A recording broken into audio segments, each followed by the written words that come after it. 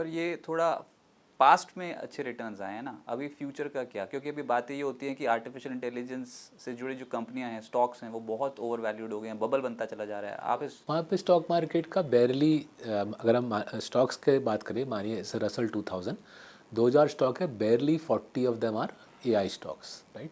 तो वहाँ पे हंड्रेड्स ऑफ कंपनीज है मैन्युफैक्चरिंग में, अर्निंग्स ग्रोथ उनकी है 20% रुपीज़ में, 15% डॉलर में, वैल्यूएशन पेटे हुए हैं। हंड्रेड्स ऑफ कंपनीज है पावर जनरेशन में, ट्रांसमिशन में, कंजम्पशन में, अल्ट्रा लग्जरी में। So because they are colossal stock markets, 97% of the world market. S&P 500 का करीबन 45% वेट अभी पूरा जो AI सेमीकंडक्टर डेटा सेंटर का चेन है, उसको अगर आप साइड में छोड़ दें, वहाँ पे हमने इस साल डीप अंडरवेट कर दिया है। जनवरी फरवरी में काफ़ी सारा हमारा ग्लोबल टीम ने काम करके AI और सेमीकंडक्टर को अंडरवेट कर दिया, और हमने पैसा शिफ्ट कर दिया है टू सेक्टर्स जहाँ पे वैल्यूएशन 15-16 पी पे है, जैसे कि पावर, जैसे कि एरोस्पेस एंड डिफेंस। तो उदाहरण देता हूँ आपको, एयरबस, राइट, हमारे देश में मोस्ट प्लेन्स आर एयरबस, वो इंडिगो हो या Air India, most planes in India are Airbus.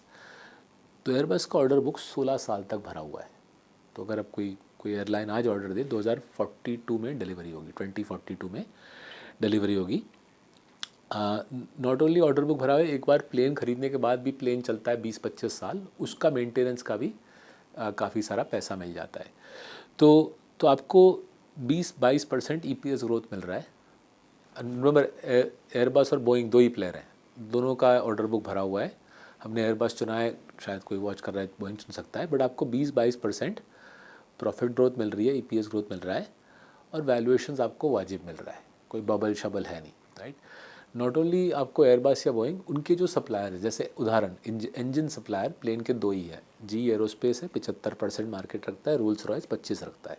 इनकी ऑर्डर बुक भी, अगर प्लेन की ऑर्डर बुक भरी है तो जाहिर है इनका ऑर्डर बुक भी 10-11 साल भरा हुआ है, इनके वैल्यूएशंस भी वाजिब हैं, कंपटीशन है नहीं। और जैसे प्लेन वैसा इंजन में, आप इंजन बेचो, आपको 20 या 25 साल का मेंटेनेंस कॉन्ट्रैक्ट मिलता है, और अगर इंजन जी ने बेची है तो मेंटेनेंस के लिए किसी और के पास तो आप जा सकते नहीं हो, आपको जी के पास आनी है। तो आपको 20-30 साल का रेवेन्यू विजिबिलिटी मिल रहा है, राइट, एंड आपको वाजिब वैल्यूएशन मिल रही है, and this has nothing to do with AI। So जब आप दुनिया में जाते हो, राइट, आप छोटे से स्विमिंग पूल से निकल के दरिया में जाते हो तो थोड़ा सा डर लगता है, राइट। मैं भी दरिया में जब पहली बार तैरने गया था, बहुत डर लगा था।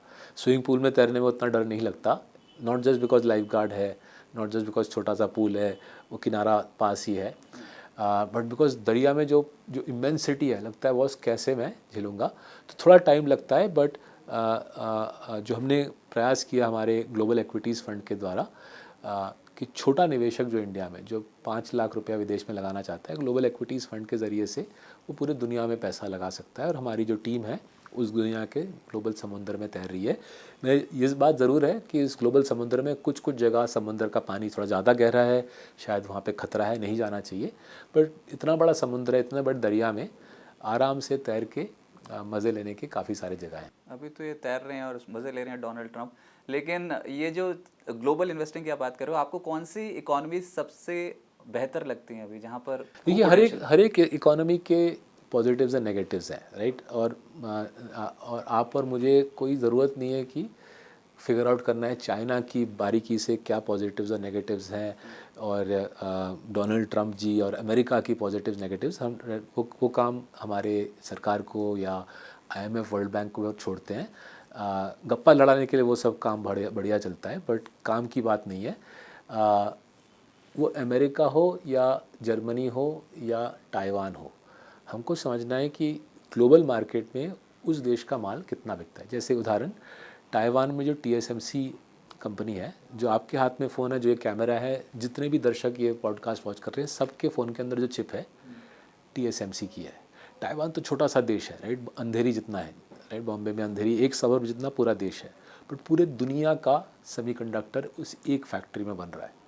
अब वो कंपनी ताइवानीज़ है क्या? मेरे ख्याल से नहीं है, वो दुनिया की कंपनी है। TSMC दुनिया की कंपनी है। आप इंडिया में किसी भी मॉल में चले जाओ, जो कपड़े लोग खरीद रहे हैं वो विदेशी है, जो हाथ में घड़ी है वो विदेशी होगी, जो हाथ में फ़ोन होगा विदेशी होगी, राइट।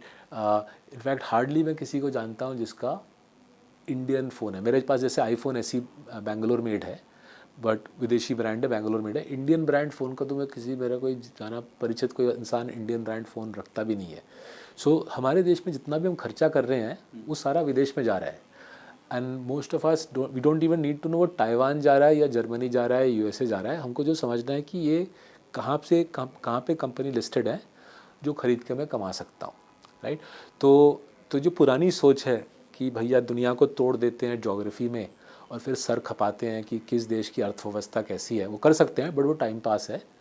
मोर मतलब की बात है कि कौन सी चीज़ें दुनिया भर के लोग खरीद रहे हैं, उन कंपनीज़ में रिटर्न ऑन कैपिटल कैसी है, ग्रोथ कैसी है, कॉम्पिटिटिव एडवांटेज, मोट क्या है। और अगर मोट तगड़ी और वैल्यूएशन वाजिब है जो हंड्रेड्स ऑफ कंपनीज़ में है तो ख़रीद के कमा लेते हैं।